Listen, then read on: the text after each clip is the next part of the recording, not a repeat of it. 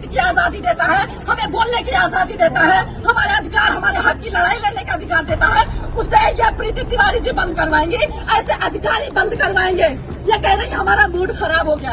हम मूड खराब होने का जिम्मा नहीं लेते, हम अपना काम करवाने आए हैं। आप पढ़ लिख कर अपनी मर्जी से अधिकारी बनी है, सुनने के लिए, जनता को झेलने के लिए, सेवा करने के लिए अधिकारी बनी है। आप अपने कार्यालय से जनता को दुर्व्यवहार करके कार्यालय से बाहर नहीं निकाल सकती है। यह अधिकार आपको नहीं है कि आप बोले हमको और आपके साथ खड़े 4 लोग और बोले कि आप भागिए यहाँ से, निकलिए कार्यालय से। अरे आपको पता नहीं है कि पत्रकार क्या होता है? आपने मामूली समझ लिया है। अरे आपको शर्म नहीं आती कि पत्रकार खड़ा होकर बोल रहे हैं मैम मुझे न्याय चाहिए, मैं एक पत्रकार हूँ। आपने क्या कर्तव्य निभाया? आप योगी जी को नहीं जानती, सरकार आदेश नहीं सुनती है कि पत्रकार जब किसी भी अधिकारी के पास जाए, कार्यालय जाए, प्रशासन के पास जाए, तो वो इज्जत दे, पत्रकार को मान सम्मान के साथ बिठाए और उसे पूरा ब्यौरा दे जिस बारे में जानकारी चाहिए पत्रकार को। आप सुनती नहीं है, आप मेरी आजादी छीनेंगी, आप मेरे बोलने की आजादी छीनेंगी।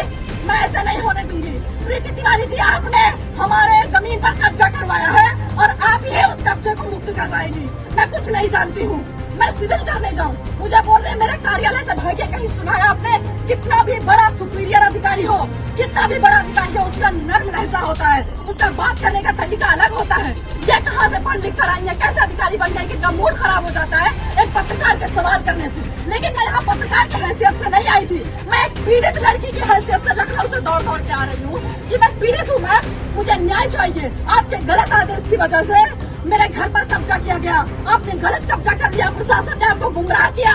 मैं बता रही हूँ, मेरी बात सुनने को तैयार नहीं। आप पहले बाहर जाइए, फिर मैं बात करूंगी। आप पहले बाहर जाइए, मेरा मूड खराब हो रहा है, मुझे गुस्सा आ रहा है, मुझे मेरा गुस्सा शांत करिए और मैं सब साक्ष्य दिखाऊंगी आपको। इनका जितना भी रवैया अंदर किया मेरे साथ, जितना भी, ये भूल गई कि मैं पत्रकार बता रही हूँ, लेकिन मैं तुम्हारा कुछ भी कर सकती हूँ। ये भूल गई, इनका सारा रवैया हमारे कैमरे में कैद है। इन्होंने जो बर्ताव पत्रकार के साथ किया, आप सोचिए, अंदाजा लगाइए कि जब ये आम जनता खड़ी हुई, जब इनके पास जाती होगी तो कैसे गूंगे बहरे की तरह खड़ी रहती होगी। इनके आदेश के लिए एक शब्द सुनने के लिए कितना बेचैन रहती होगी कि मैम कुछ तो हमारे हक में फैसला सुना दे, कुछ तो हमारे हक में बोल दे, कुछ तो मेरे साथ न्याय कर दे। इस उम्मीद से जनता यहाँ पर खड़ी रहती है। और इन्होंने अभी कार्यालय का गेट बंद कर दिया और जब मैं परेशान हो गई, मुझे कार्यालय से बाहर निकाला गया, मुझे धक्का मारा गया, मेरे साथ दुर्व्यवहार किया गया, तब मैंने रिपोर्टिंग शुरू की, तब मैंने अपना कर्तव्य निभाया कि आज नहीं तो कभी नहीं। क्योंकि मैं यहाँ 2-2.5 महीने से चक्कर काट रही हूँ। मेरी बुजुर्ग माँ 2-2.5 महीने से आ रही कि मैम आपकी गलती की वजह से अभी तक कोई हमारे घर में घुस नहीं पाया। एसडीएम के गलत आदेश की वजह से हमारे घर पे लोगों ने कब्जा कर लिया, प्रशासन को भेजकर इन्होंने कब्जा करवा दिया।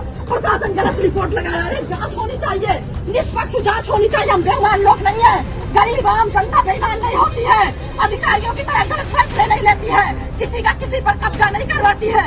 ये जो यहाँ पर आम जनता खड़ी है, ये बेईमान नहीं है, अपना खून पसीना बहाकर यहाँ पर लोग खड़े हुए हैं उम्मीद में कि हमें न्याय मिलेगा।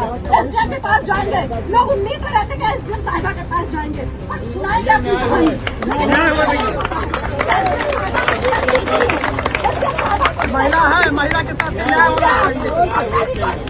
प्रीति तिवारी जी से कि मैं रोने लगी। मैंने बोला मैम आप भी एक महिला है, आप भी अधिकारी है, मैं भी एक सीनियर पत्रकार हूँ, मैं लखनऊ में पत्रकार